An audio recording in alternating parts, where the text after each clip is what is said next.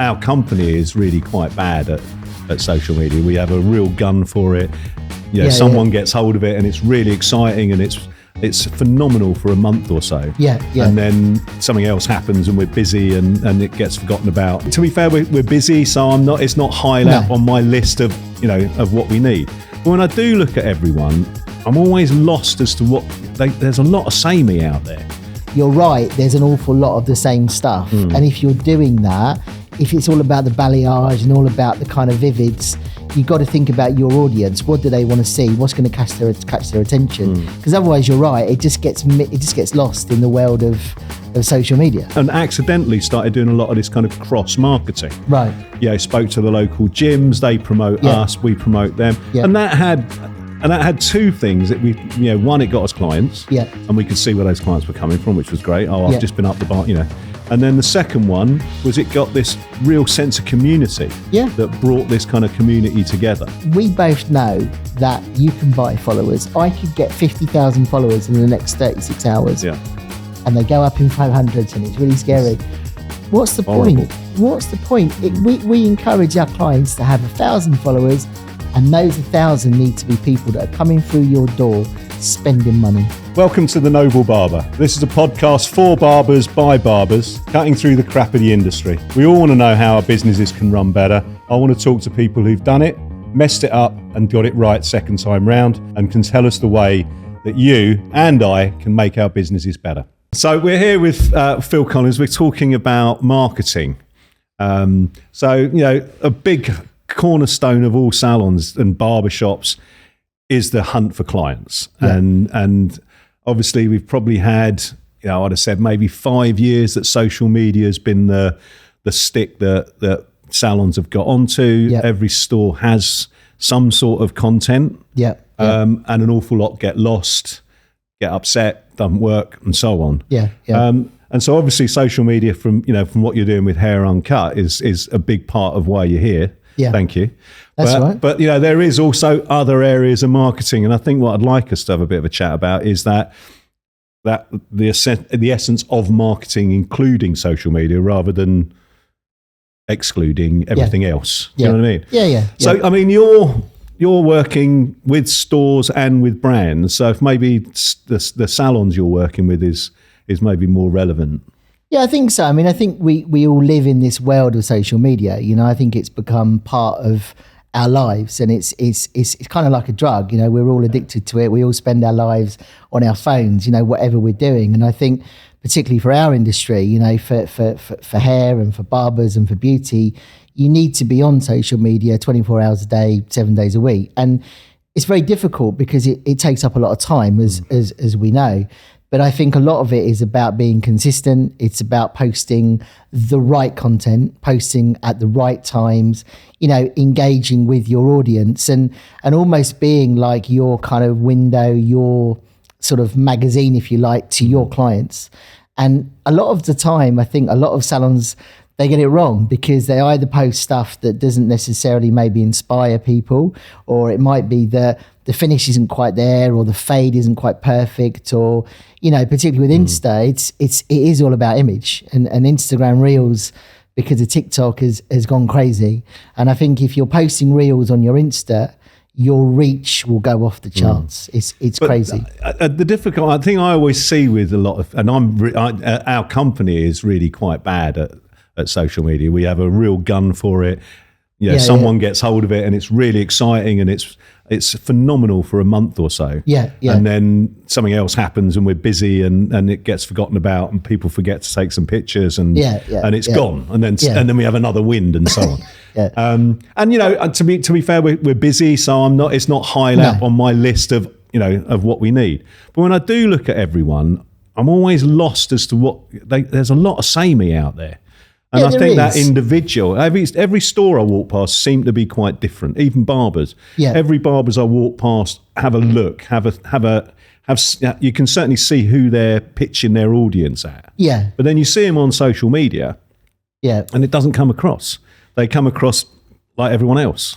I mean, I think it's to a certain extent, it's kind of flooded because there's a lot of the same kind of things, and I think if you think about your ideal client or your client avatar and what they would want to see on your feed, I think from a barber's point of view, they want to see fades, they want to see classic hair, they want to see use of products, they want to use maybe the kind of celebrity kind of thing with the influence of the footballers and stuff like that. But I think you're right, there's an awful lot of the same stuff. And if you're doing that, if it's all about the balayage and all about the kind of vivids, you got to think about your audience. What do they want to see? What's going to catch their attention? Because otherwise, you're right. It just gets lost in the world of social media. Yeah, and I think that we pay for our shop fronts and we pay for our logos and we pay for our chairs and how the shop looks, and that seems to be lost. There doesn't seem to be that individuality, and especially when you're appealing for a male audience. So how do you feel the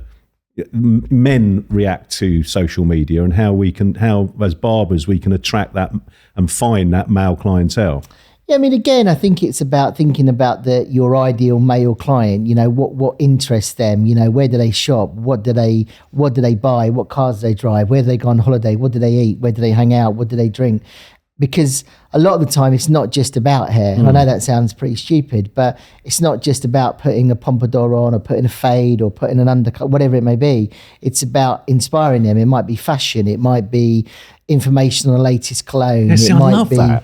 But that's exactly... It might be football. It might be something to do with our favourite teams. Don't get us back QPR, please. Okay, I promise I wouldn't, so I apologise. But I had to get it in there. That's the thing. I think the change in barbershops in the last kind of 10, 15 years is they've become fashionable. They've become trend places. Yes. The guys aren't just going in for short back and sides. There's a very specific group people are falling into, whether they're beards and long hair and waves and curl. And we're seeing a real group of that. But it's the lifestyle that appeals to them, whether it's a fit and healthy lifestyle or a football boom, whatever it is that message doesn't seem to be able to be sold on social media to get, this is our club, this is our store, this is what we're about, to get people to aspire and love that. Do you see that happening much, or would that not work? Do you have to make it about the product?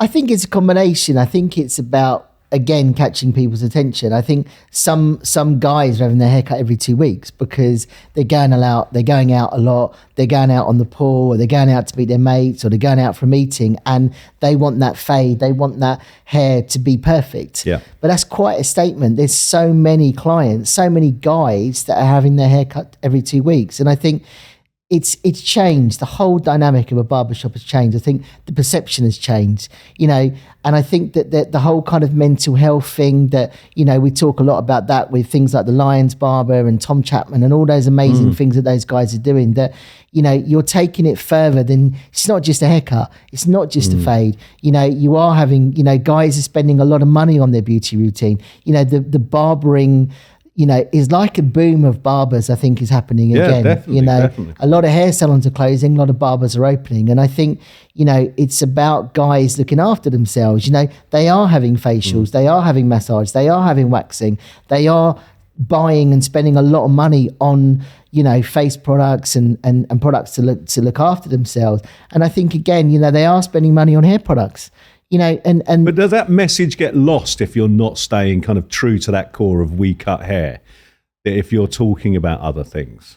I think it does and it doesn't. I think you're right. I think it's about trying to find a balance, though. I think if you put just hair on your feed, it's boring. I think if you put lifestyle things, if you put things about fitness, things about healthy eating, if that's the route that you want to go down. But it's about your market, your area, where you are.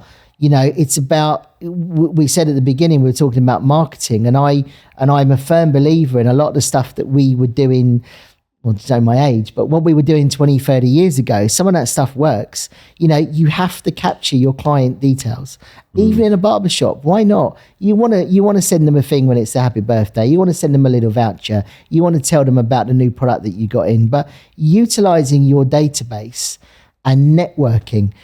We spend a lot of time talking about community and networking, but your barbers is a community. Your clients, your people that come through your door to choose you, it's your community. And like you say, you might want to have a fridge full of beers, you might want to have a fridge full of smoothies, you might want to play the football, you might want to be watching whatever. It's about tailor making it to your individual community.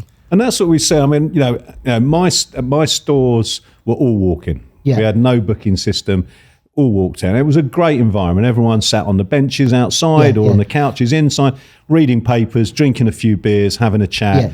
Guys would be genuinely disappointed if they got there first and were first in the queue, and they'd missed out on sitting reading the papers on a Saturday morning. But obviously COVID, changed that. Yeah. And after the kind of track and trace came all the kind of booking systems, and all our appointments now are booked. We have no queue. Everyone books and turns up and leaves, and it's a different thing. But we do have that data.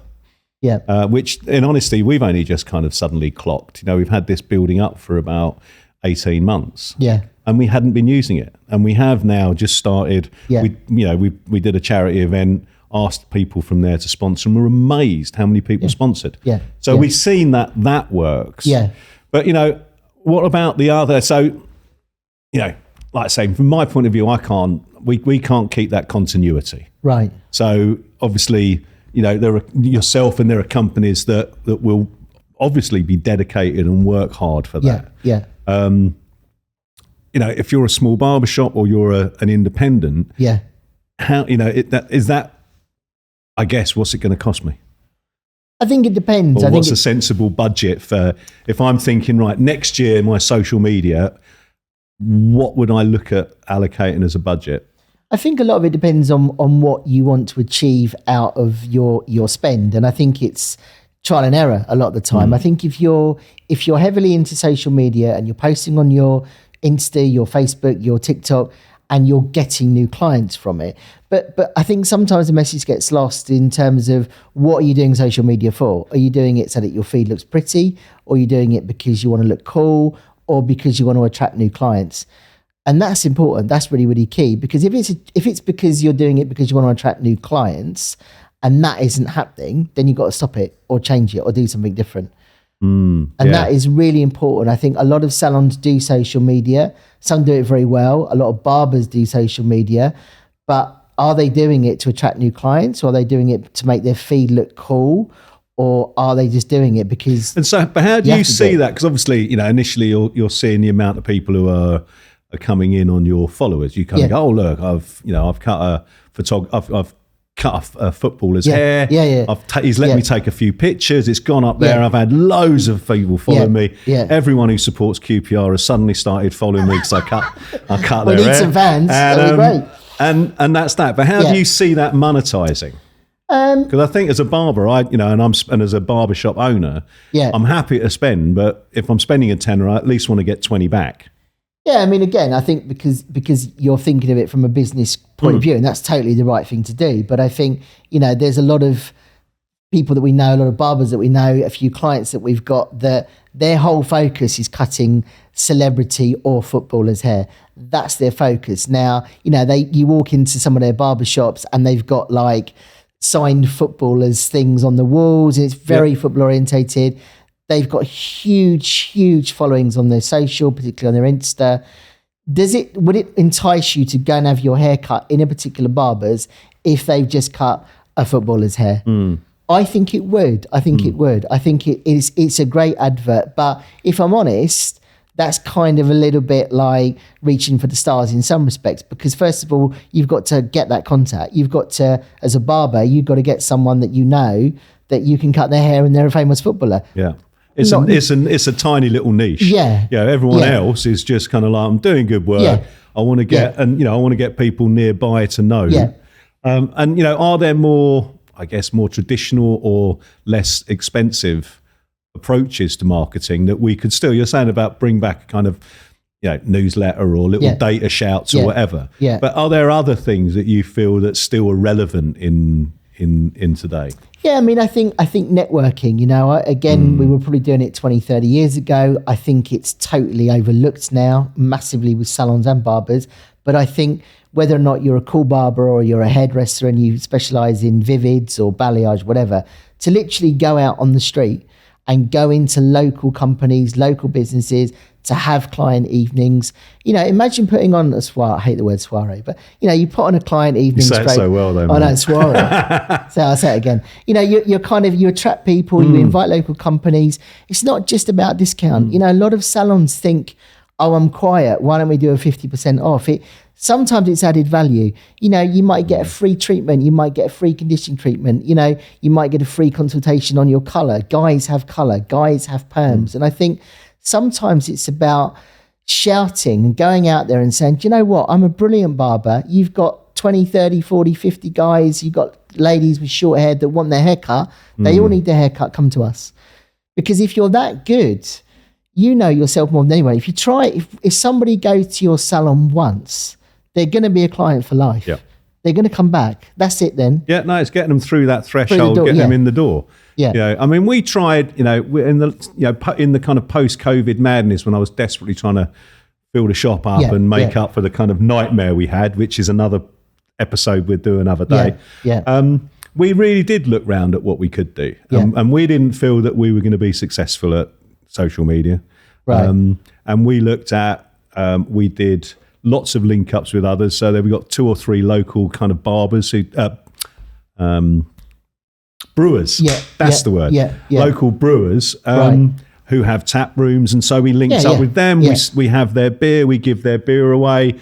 They promote us. And so we've started doing, and accidentally started doing a lot of this kind of cross marketing. Right. Yeah. Spoke to the local gyms. They promote us. We promote them. And that had 2 things that we, you know, one, it got us clients, and we could see where those clients were coming from, which was great. Oh, I've just been up the bar, you know.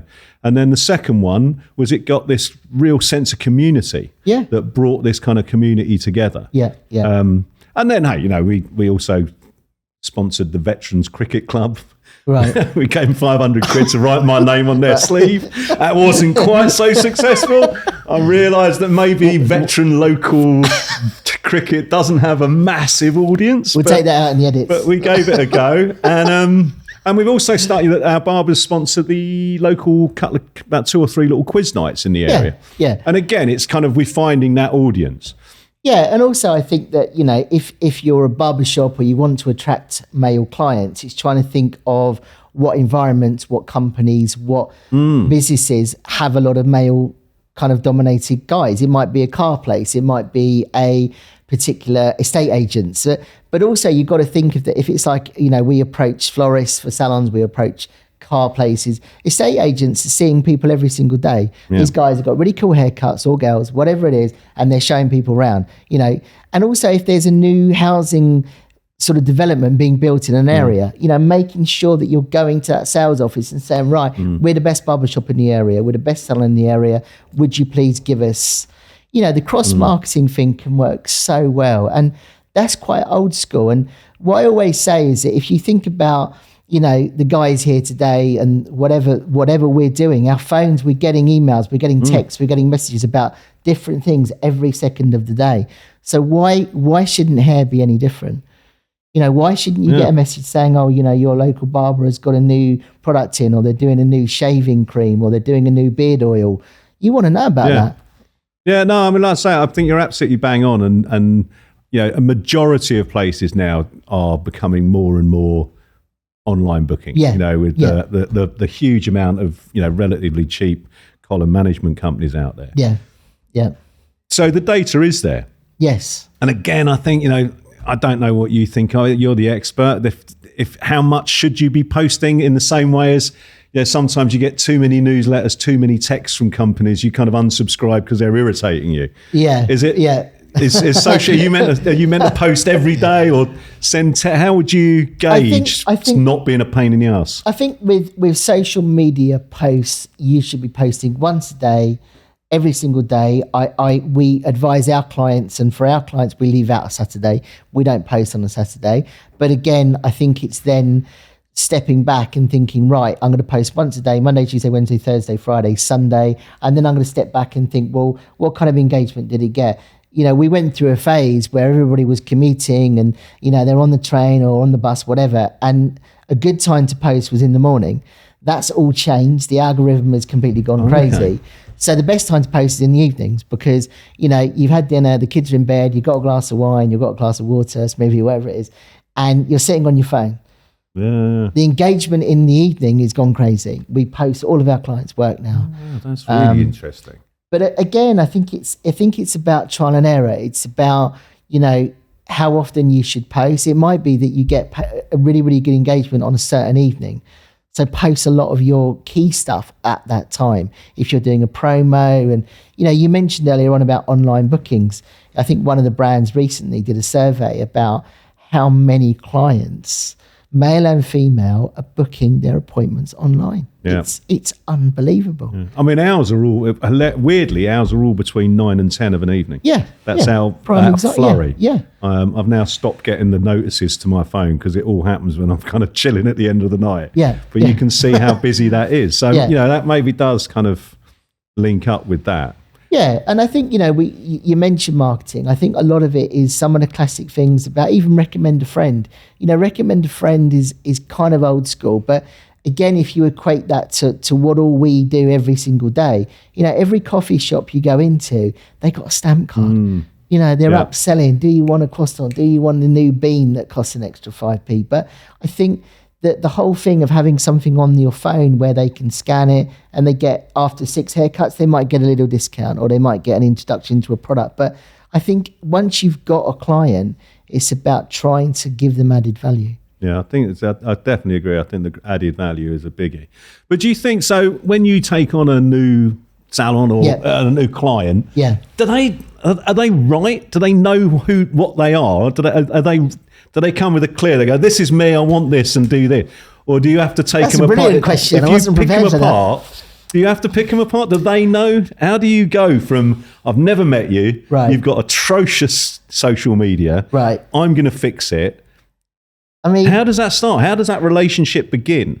Because there's got to be something to learn in that, surely. Yeah, no, there is. And it is a really good question. And the reason why it's a good question is because, sometimes you might get approached, or we approach people to attract new clients for us and the girls in the office. But sometimes you might look at a feed and you might be like, oh my gosh, it's just, they're posting pictures of plants or sofas, or they're posting before and after, and you can't see which is the after. It's like, is that hair been done, or do you do it yourself? Yeah.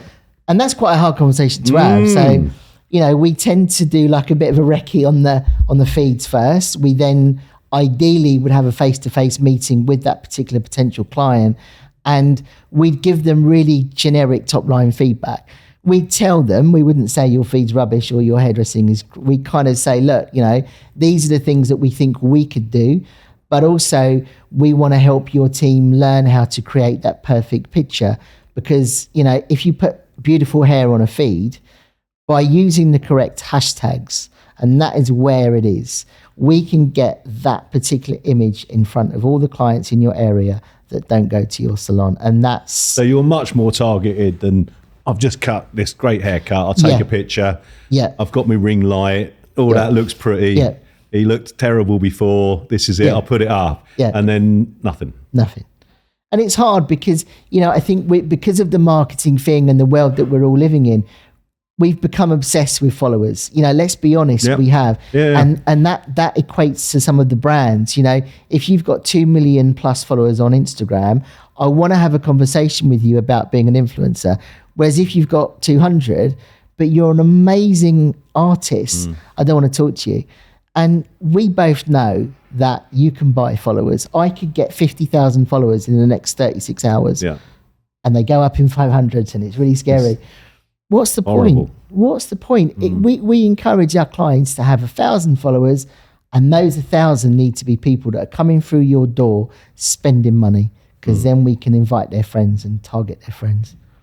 So again, really, it is, recommend a friend. It's getting your shop front out there. Yeah, and website. And I know, again, it's a bit old school because we've got so many different things. You've got Google My Business, you've got Google Review, you've got TripAdvisor sometimes.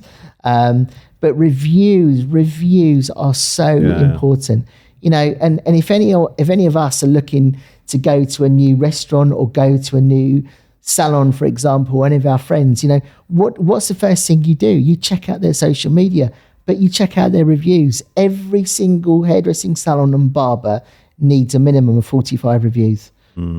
All of them. And it's really important. And when you meet new people, are they anywhere near that?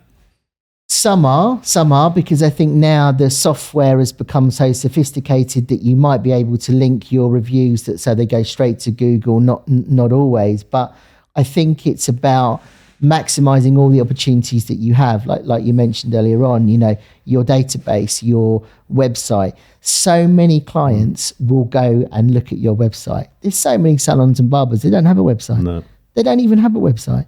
Or it's like one kind of... Well, that's the other bit. See, we've just... Because obviously post-COVID, we all got bored and, tried to find anything to alleviate the pain and distress. Yeah. But one of the things I came straight back was, and the Laban London store opened... Well, we opened 2 days before the big lockdown, so we didn't come back to April 12th. Yeah. Was by the time we opened, I then spent so much time looking at the website that I hated it. Right. And it seemed really out of date and really naff, and so we completely rewrote it. Right. At which point I then went back to the other store and went, actually, I haven't touched that website in 10 years. Right. And it's really easy that you kind of forget. I mean, I genuinely forget, and I like to think I'm quite switched on. Right. And you just forget because you don't look at the one website I barely look at is mine. Yeah. I'm constantly looking at everyone else's, but to kind of stop and go through it and be honest enough to go, this is not reflective of who we are. No. And I think that's why I struggle a bit with social media. It's trying to find a way of reflecting us as we are. And that's why I kind of, I like this podcast. I think the idea of actually being me and talking to, experts and holding my hands up when I get it wrong and being a bit frank. I don't think we've got all the answers, but we're having a look.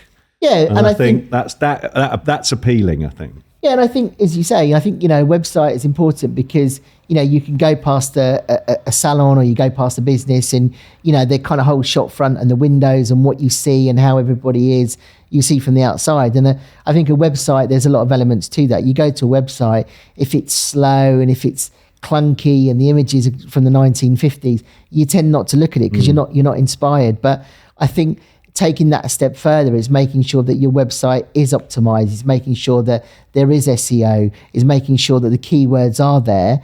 And then again, contacting the people that look after your website and saying, am I getting traction? Am I getting visitors to this website? And if not, why not? And what do I do about it? Yeah. And that is, I do, hand on heart, we believe that having a website is really, really important. And so when you take on a new client, do you find that the Insta takes them, the social media interaction is sending more clients to their website to have a more thorough look?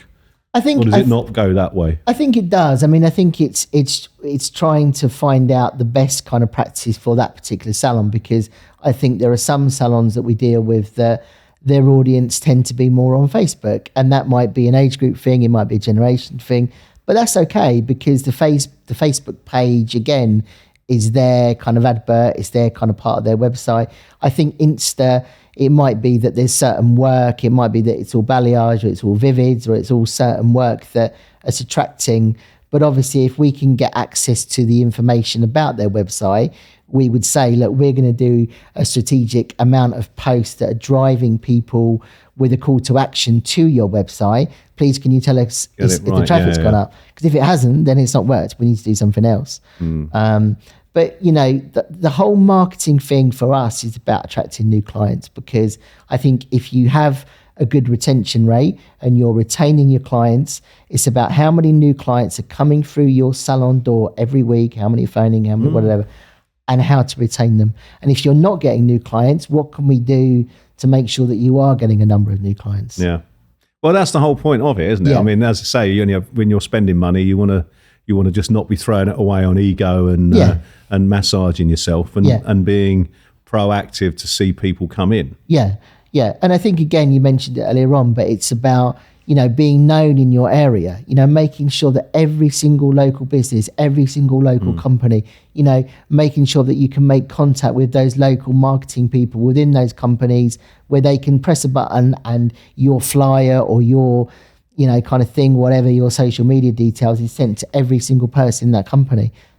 Give them a free haircut. Yeah. Local florists, we encourage all of our salons, all of our clients, Valentine's Day, every single bouquet that goes out, put one of your cards in. Mother's Day, Father's Day, Easter, whatever it may be. Yeah, I mean, I think that's it. It's that finding that engagement that you're talking to them in any which way. Yes, yeah. And I think it's easy to get lost and just start focusing on your social media. Yes, and especially if you're not doing your social media well, you're really not marketing your store at all. No. And that's the weird thing that I think, social media, brilliant. It has its place. We've seen, that you can make it work. But consistency, working, expense. I definitely don't have a staff member that's available to do a kind of 7 day a week or 6 day a week, 24 hours. No. We don't have that. No.